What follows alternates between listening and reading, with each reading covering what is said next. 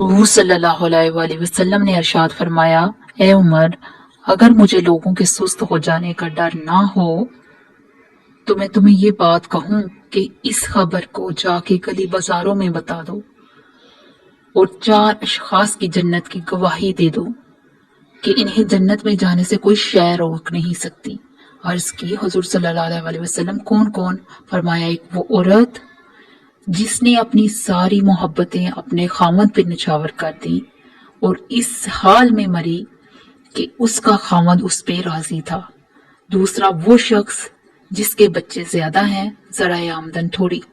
لیکن اس نے اپنے بچوں کے پیٹ میں حرام کا ایک لقمہ نہیں جانے دیا۔ تیسرا حضور صلی اللہ علیہ وسلم نے فرمایا وہ شخص جو اپنے والدین کے ساتھ حسن و سلوک کرے،